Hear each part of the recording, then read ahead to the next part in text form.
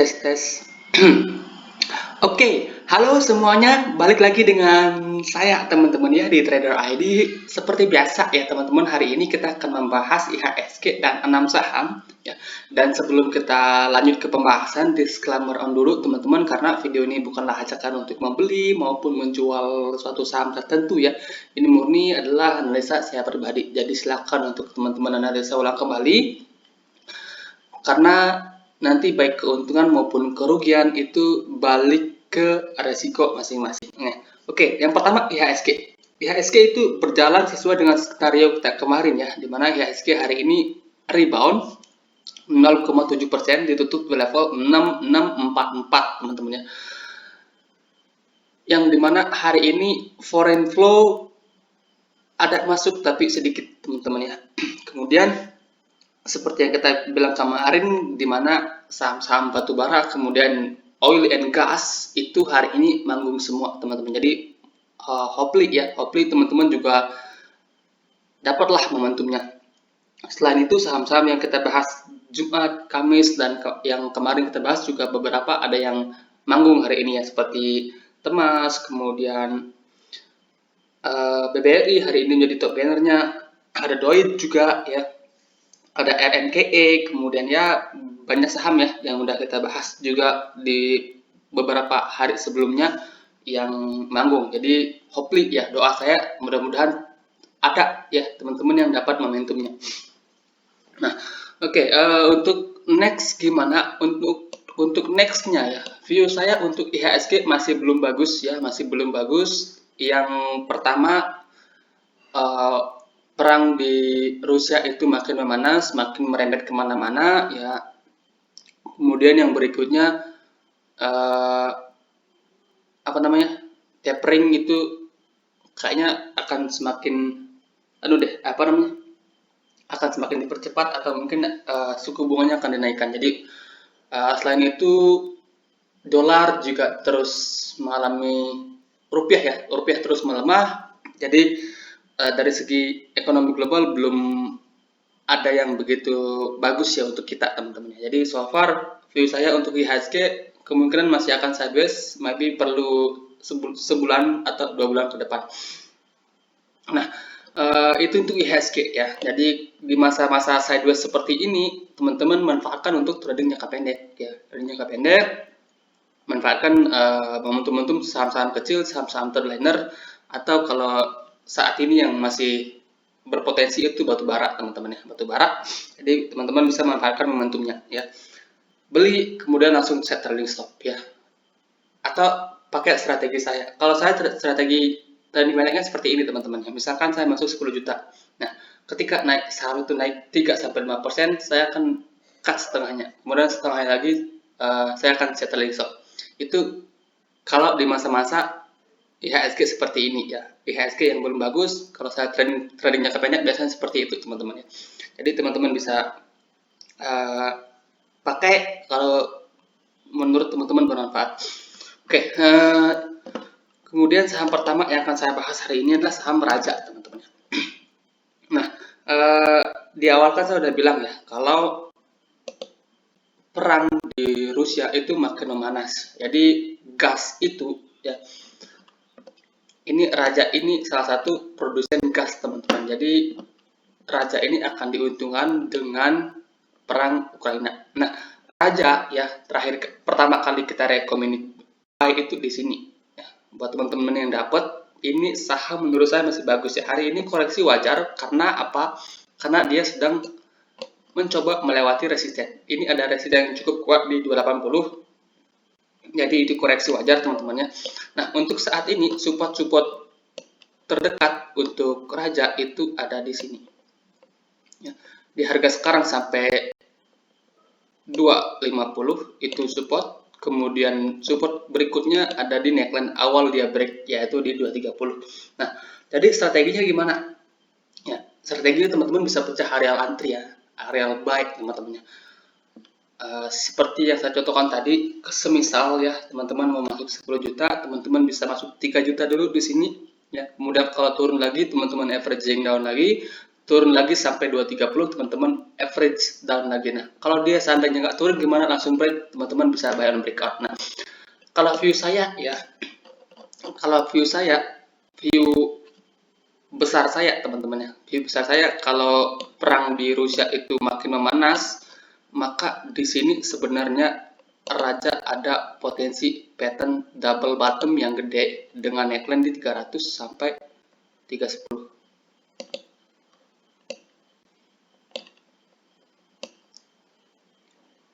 Teman-teman bisa perhatikan ya, ini double bottom atau cup and handle ya.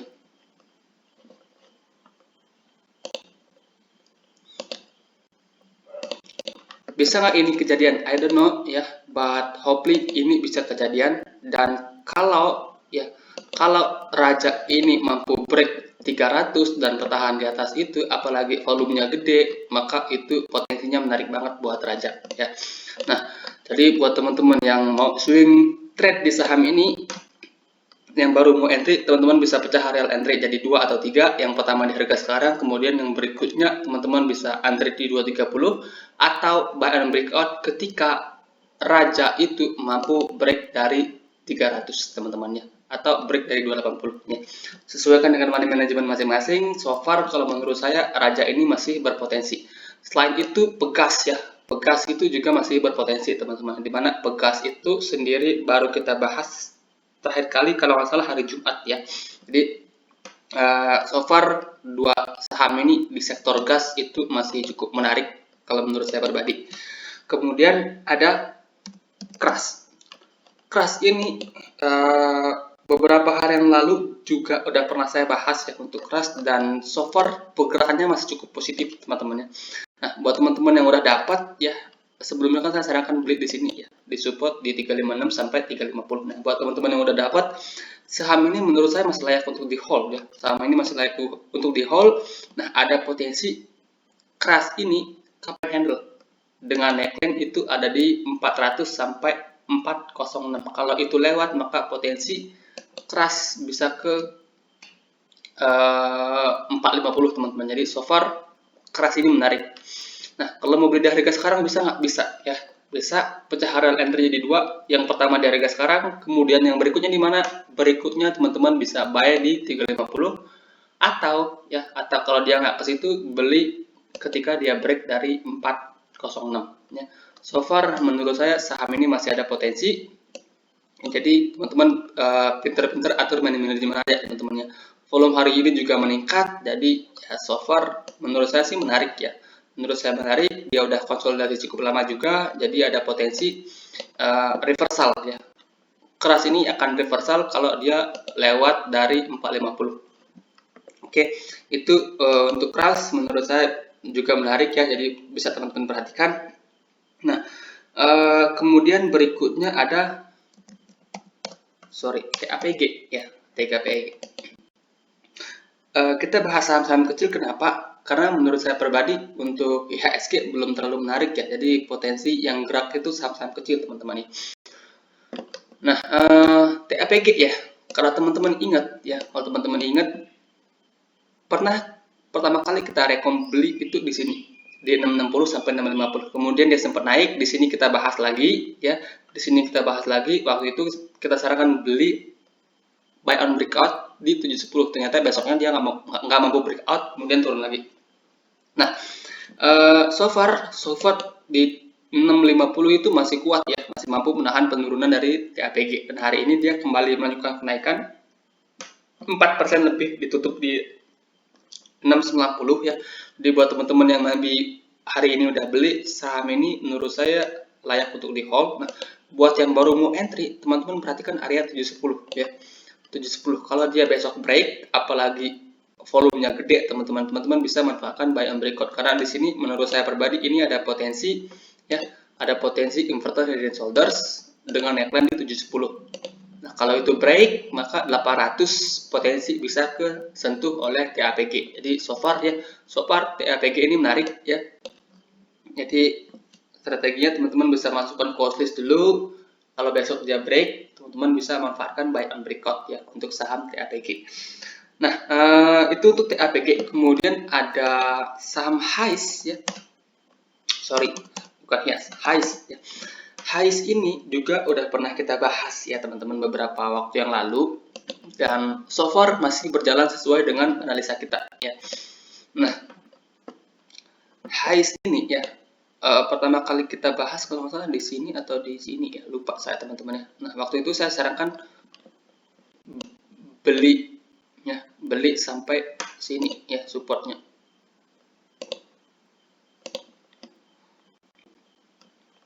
Buat teman-teman yang mungkin berani beli di sini, saat ini teman-teman masih floating profit. Nah, ini menarik ya. Ini menarik kenapa? Waktu itu kita bilang view besar saya ya, di sini ada double bottom yang gede ya, double bottom atau cup handle yang gede. Nah, saat ini ya, di sini juga ada potensi double bottom. Ini bottom pertama. Nah, ini bottom kedua. Jadi buat teman-teman yang tertarik untuk highs saat ini, area krusial itu ada di 250 ya. Kalau highs itu mampu break 250, teman-teman bisa manfaatkan buy on breakout dengan target terdekat itu ke 270 ya. Nah, kalau seandainya dia kepentok di resisten, maka supportnya ada di sini.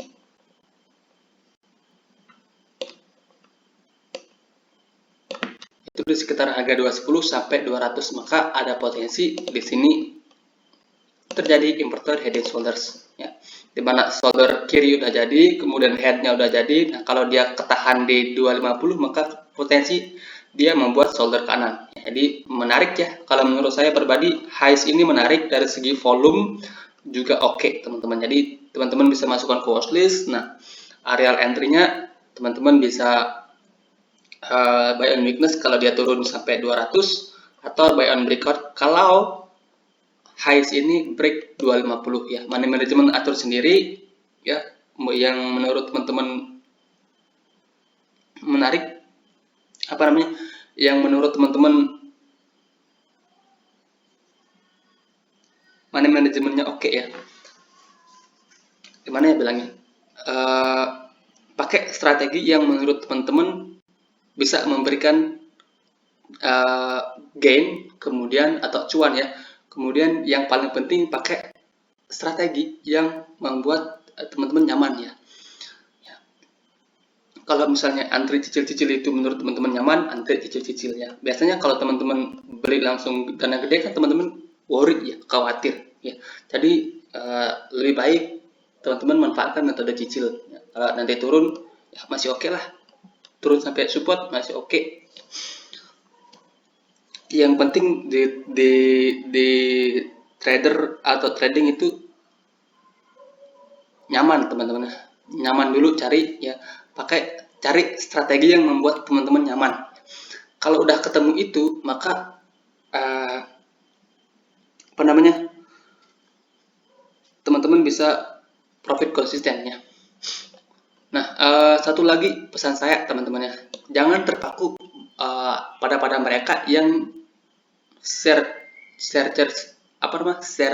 cuan ya, atau yang pamer cuan sampai bagger atau sampai double bagger sampai 200%, 300%. Jangan terpaku dengan itu teman-teman ya. Nah, yang perlu teman-teman temukan adalah strategi gimana caranya cuan konsisten.